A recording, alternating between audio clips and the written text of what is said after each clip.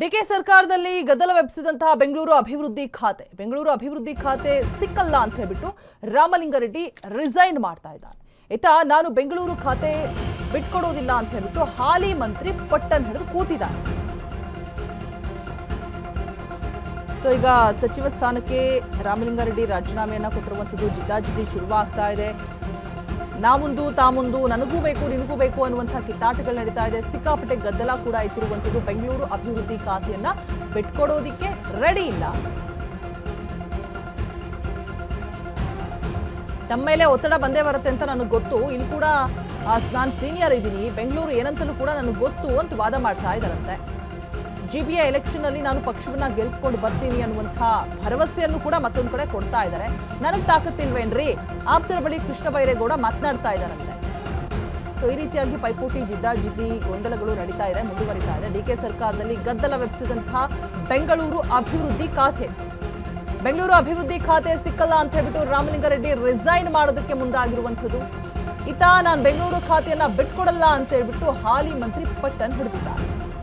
ಖಾತೆ ಬಿಟ್ಕೊಡೋದಿರೋದಕ್ಕೆ ಕೃಷ್ಣ ಬೈರೇಗೌಡ ತೀರ್ಮಾನವನ್ನು ಮಾಡಿದ್ದಾರೆ. ಯಾವುದೇ ಕಾರಣಕ್ಕೂ ಕೂಡ ಕುರ್ಚಿ ಬಿಟ್ಟು ನಾನು ಅಲುಗಾಡೋದಿಲ್ಲ, ತಮ್ಮ ಮೇಲೆ ಒತ್ತಡ ಬಂದೇ ಬರುತ್ತೆ ಅಂತ ಐ ನೋ, ಬಟ್ ಆದ್ರೂ ಕೂಡ ನಾನು ಬಿಟ್ಕೊಡಲ್ಲ. ಇಲ್ಲಿ ನಾನು ಕೂಡ ಸೀನಿಯರ್ ಇದ್ದೀನಿ, ಬೆಂಗಳೂರು ಏನಂತ ನನಗೂ ಕೂಡ ಗೊತ್ತು. GBA ಎಲೆಕ್ಷನ್ ಅಲ್ಲಿ ನಾನು ಪಕ್ಷವನ್ನ ಗೆಲ್ಸ್ಕೊಂಡು ಬರ್ತೀನಿ ಅನ್ನುವಂತಹ ಭರವಸೆಯನ್ನ ಕೊಡ್ತಾ ಇದ್ದಾರೆ.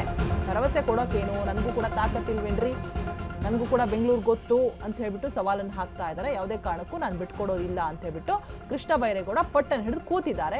ಮತ್ತೊಂದು ಕಡೆ ತಾನು ಕೇಳಿದಂತಹ ಖಾತೆ ಸಿಕ್ಕಿಲ್ಲ. DKಶಿ ಅವರು ಭರವಸೆಯನ್ನ ಕೊಟ್ಟಿದ್ರು ಈ ಹಿಂದೆ, ನಾನು ಅಧಿಕಾರಕ್ಕೆ ಬಂದಂತಹ ಸಂದರ್ಭದಲ್ಲಿ ನಾನು ಬಿಟ್ಕೊಡ್ತೀನಿ ಅಂತ ಹೇಳ್ಬಿಟ್ಟು, ಅದು ಕೂಡ ಆಗಿಲ್ಲ ಅಂತ ಹೇಳ್ಬಿಟ್ಟು ಈ ಕಡೆ ರಾಮಲಿಂಗಾರೆಡ್ಡಿ ಅವರು ರಿಸೈನ್ ಮಾಡೋದಕ್ಕೆ ಹೊರಟಿರುವಂಥದ್ದು. ಸೊ ಇದು ಎಲ್ಲಿಗೆ ಹೋಗಿ ನಿಲ್ಲತ್ತೆ, ಯಾರ ಪಾಲಾಗುತ್ತೆ, ಮತ್ತೆ ರಾಮಲಿಂಗಾರೆಡ್ಡಿಯವರ ಮುಂದಿನ ನಡೆ ಏನು ಇನ್ ಕೇಸ್ ಖಾತೆ ಸಿಕ್ಕಿಲ್ಲ ಅಂದರೆ. ಸೊ ಇಷ್ಟು ಗೊಂದಲಗಳು ಕೂಡ ಸದ್ಯಕ್ಕೆ ಇರುವಂಥದ್ದು. ತಮ್ಮ ಮೇಲೆ ಒತ್ತಡ ಬಂದೇ ಬರುತ್ತೆ ಅಂತ ನನಗೆ ಗೊತ್ತು, ನಾನಾದರೂ ಕೂಡ ಯಾವುದೇ ಕಾರಣಕ್ಕೂ ಬಿಟ್ಕೊಡೋದಿಲ್ಲ. ಬೆಂಗಳೂರು ಏನಂತ ನನಗೆ ಕಂಪ್ಲೀಟಾಗಿ ಗೊತ್ತಿದೆ, ನಾನು ಕೂಡ ಸೀನಿಯರ್ ಇದ್ದೀನಿ ಅಂತ ಹೇಳ್ಬಿಟ್ಟು ವಾದ ಮಾಡ್ತಾ ಇದ್ದಾರೆ.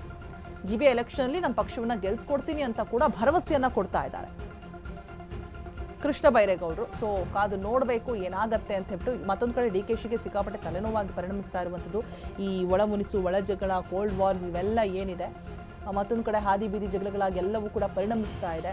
ಸೊ 3 ದಿನ ಆಗಿರುವಂಥದ್ದು, ಇಷ್ಟು ಗೊಂದಲಗಳಿದೆ. ಮುಂದೆ ಏನಾಗ್ಬೋದು ಅನ್ನುವಂತಹ ಕ್ಯೂರಿಯಾಸಿಟಿ ಕೂಡ, ಕುತೂಹಲ ಕೂಡ, ಮತ್ತು ಭಯ ಕೂಡ ಇದ್ದೇ ಇರುತ್ತೆ.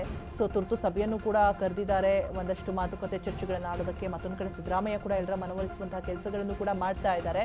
ಲೆಟ್ಸ್ ಸಿ ವಾಟ್ ನೆಕ್ಸ್ಟ್ ಅಂತ ಹೇಳ್ಬಿಟ್ಟು.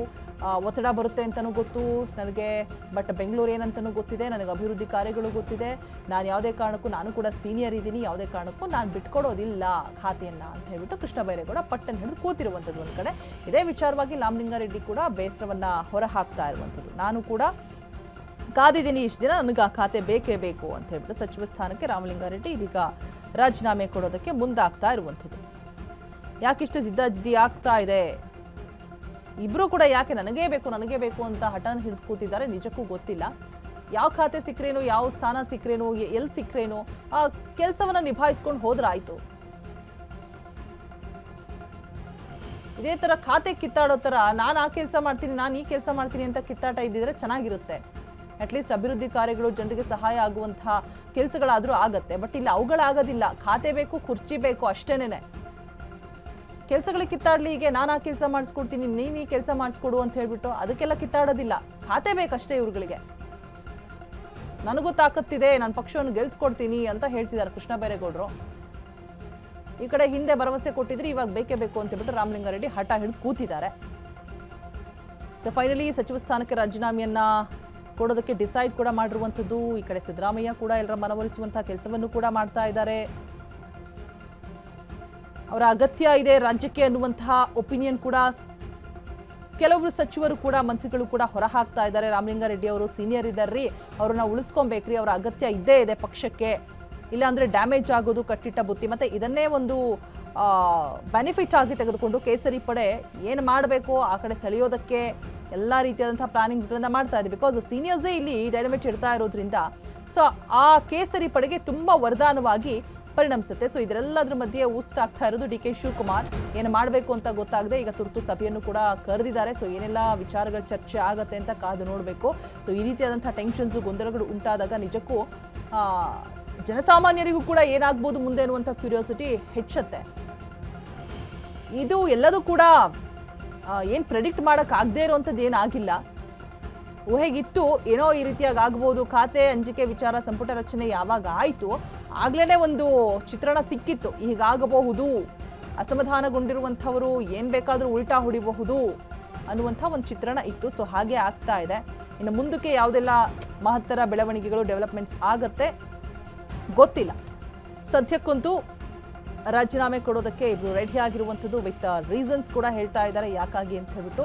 ಅಸಮಾಧಾನಗೊಂಡಿರುವಂಥ ವಿಚಾರವನ್ನು ಸಿದ್ದರಾಮಯ್ಯ ಜೊತೆಗೂ ಕೂಡ ಚರ್ಚೆ ಮಾಡಿದ್ದಾರೆ. ಸಿದ್ದರಾಮಯ್ಯ ಯಾವ ರೀತಿಯಾಗಿ ಮನವೊಲಿಸಬೇಕು, ಯಾರಾದರೂ ಹಿಂಗೆ ಮಾಡ್ತಾರೇನ್ರಿ ಈ ಟೈಮಲ್ಲಿ ಬನ್ರಿ ಅಂತ ಹೇಳ್ಬಿಟ್ಟು ಸಿದ್ದು ಪಾಪ ಅವ್ರನ್ನ ಸಮಾಧಾನ ಮಾಡುವಂಥ ಕೆಲಸವನ್ನು ಕೂಡ ಮಾಡ್ತಾ ಇದ್ದಾರಂತೆ. ಲೆಟ್ಸ್ ಸಿ ವಾಟ್ ನೆಕ್ಸ್ಟ್ ಅಂತ ಹೇಳ್ಬಿಟ್ಟು. ಬಟ್ ಅವ್ರ ಸಮಾಧಾನ ಆಗೋ ಥರ ಇಲ್ಲ, ಖಾತೆ ಬೇಕೇ ಬೇಕು ಅಂತ ಹೇಳ್ಬಿಟ್ಟು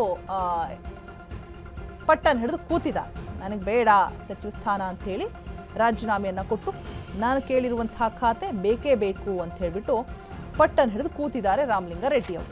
ಈ ಕಡೆ ಕೃಷ್ಣ ಬೈರೇಗೌಡ ಅವರು ಸುಮ್ಮನಾಗ್ತಾ ಇಲ್ಲ, ಈ ಕಡೆ ರಾಮಲಿಂಗಾರೆಡ್ಡಿ ಅವರು ಕೂಡ ಸುಮ್ಮನಾಗ್ತಾ ಇಲ್ಲ. 2023ರಲ್ಲೂ ಕೂಡ ಖಾತೆ ವಿಚಾರವಾಗಿ ಇದೇ ಥರ ರಾಮಲಿಂಗಾರೆಡ್ಡಿ ಅವರು ಖ್ಯಾತೆಯನ್ನು ತೆಗೆದಿರ್ತಾರೆ. 2018ರಲ್ಲಿ ಬಿಜೆಪಿ ಸೇರೋದಕ್ಕೆ ಮುಂದಾಗಿರ್ತಾರೆ. ಸೊ